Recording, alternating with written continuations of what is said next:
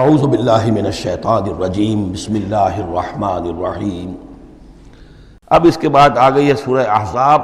8 سورتیں مکی اب ختم ہو گئی، سورۃ الفرقان، سورۃ الشعراء، سورۃ النمل، سورۃ القصص، پھر سورۃ العنکبوت، سورۃ الروم، سورۃ لقمان اور سورۃ السجدہ۔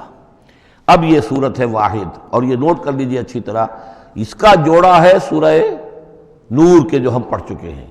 پہلے 14 صورتوں کے بعد ایک صورت آئی مدنی، سورہ نور۔ اب 8 مکی صورتوں کے بعد ایک صورت آئی ہے، یہ سورہ احزاب، اور اتنی گہری مناسبت ان کے مضامین میں، معاشرتی احکام، زمانہ نزول کے اعتبار سے یہ 1 سال پہلے نازل ہوئی ہے سورہ نور سے۔ یہ سن 5 زمانہ نزول ہے، وہ سن 6 زمانہ نزول ہے۔ چنانچہ جو معاشرتی احکام آئے ہیں ان میں بھی آپ کو یہ ترتیب ملے گی کہ پردے کے ابتدائی احکام اس صورت میں آئے ہیں، اور پردے کے ابتدائی احکام سے مراد کیا ہے؟ گھر سے باہر نکلتے ہوئے عورت کو کیا کرنا ہے، مسلمان عورت کو کیا کرنا ہے، گھر سے باہر کا پردہ کیا ہے۔ لیکن گھر کے اندر جو پردہ ہے، سطر ہے اس کا ذکر جو ہے وہ یہ سورہ نور کے اندر تھا جو ہم پڑھ چکے ہیں۔ اس کے محرم کون کون ہیں، گھر میں کون آ سکتا ہے، باقی سب جو ہے نامحرم۔ وہ گھروں میں ہمارا جو نظام بنا تھا کہ بیٹھک باہر ہوتی تھی، جو بھی مہمان آیا ہے، کوئی آیا باہر ٹھہرے گا، اندر نہیں جائے گا۔ باہر کا ایک مردانہ حصہ ہے مکان کا، پھر وہ ایک ڈیوڑی ہوتی تھی، ڈیوڑی میں سے اندر پھر زنانہ ہے۔ خواتین آئیں گی تو اندر جائیں گی، باقی مرد جو ہے وہ باہر ٹھہریں گے، اندر نہیں جائیں گے۔ ہمارے یہاں کی وہ مکس جو ہے وہ معاشرت نہیں تھی، مخلوط معاشرت نہیں تھی۔ تو اس میں یہ ہے کہ جو نامحرم ہے وہ وہاں رہیں گے، باہر بیٹھک میں بیٹھیں گے، اور جو محرم ہے وہ اندر جا سکتا ہے۔ اس جو گھر کی خاتون ہے، خاتون خانہ ہے، اس کا بھائی ہے، اس کا بھتیجا ہے، اس کا بھانجا ہے، اس کے والد ہیں، اس کا چچا ہے، وہ ہے، ٹھیک ہے، وہ محرم ہے، وہ گھر کے اندر جا سکتے ہیں۔ یہ سارے احکام اس میں دیے گئے۔ سورہ نور کا اور سورہ احزاب کا ایک فرق یہ ہے کہ سورہ احزاب میں اگرچہ جنگ کے معاملے میں کچھ تذکرہ تو ہے، لیکن کسی جنگ کا وہاں پر ذکر موجود نہیں ہے۔ خلافت قائم کرنے کا معاملہ ہے، وہ آیا ہے کہ خلافت اب قائم ہوگی، لیکن خلافت کے قیام کے لیے جو اصل ٹرننگ پوائنٹ تھا وہ جنگ احزاب تھی، غزوہ احزاب، اس کا ذکر جو ہے وہ سورہ احزاب میں ہے۔ تو اس طریقے سے یہ دونوں صورتیں باہم بہت ہی ایک دوسرے سے مشابہ ہیں، اور جیسا کہ میں نے عرض کیا تھا، آیت نمبر 35 وہاں کی عظیم ترین آیت ہے۔ اللہ نور السماوات والارض مثل نورہ کمشکاۃ فیہا مصباح المصباح فی زجاجہ۔ یہ جو آیت ہے پوری، وہ عظیم ترین آیت ہے ایمان کی حقیقت پر۔ اور ٹھیک 35ویں آیت اس صورت کے اندر ہے کہ جب وہ ایمان حقیقی دل میں پیدا ہو جاتا ہے تو انسان کی شخصیت میں کیا اوصاف پیدا ہوتے ہیں۔ وہ 10 اوصاف مردوں اور عورتوں کے ذمن میں دہرا کر آئے ہیں، وہ اس سورہ مبارکہ میں نمبر 35 آیت وہی ہے۔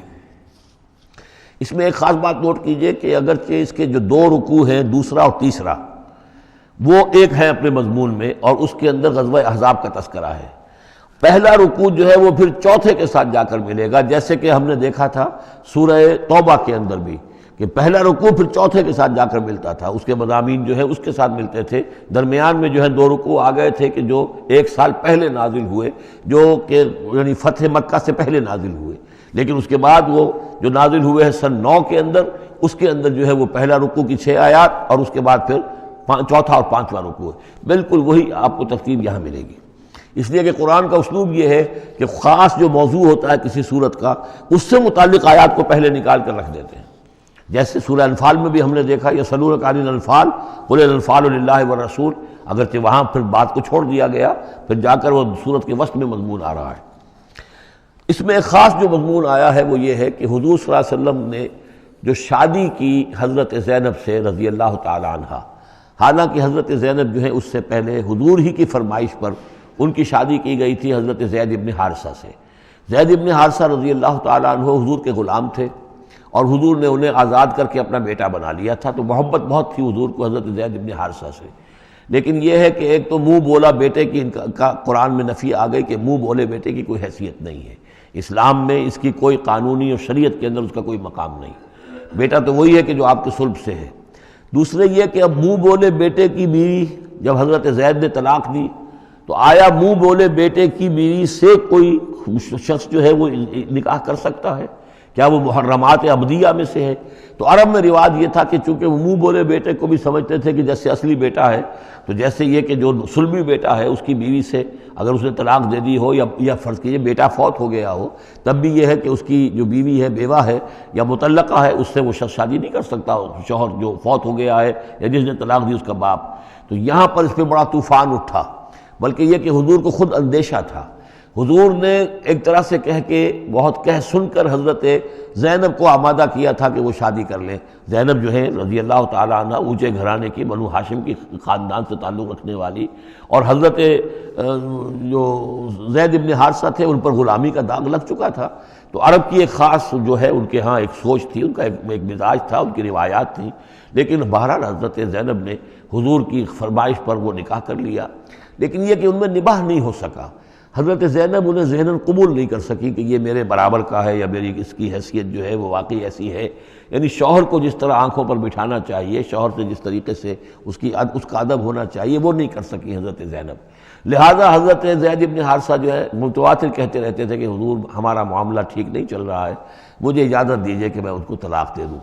حضور روکتے تھے کہ ایک تو میں نے اس کو کہہ سن کر شادی کروائی، وہ تو اس کے لیے آمادہ بھی نہیں تھی، نہ گھر والے آمادہ تھے، لیکن میرے کہنے سے شادی کر لی انہوں نے، اب یہ طلاق دیں گے تو طلاق کا داغ لگے گا ان کے اوپر اور صدمہ ہوگا، تو حضور روکتے رہے۔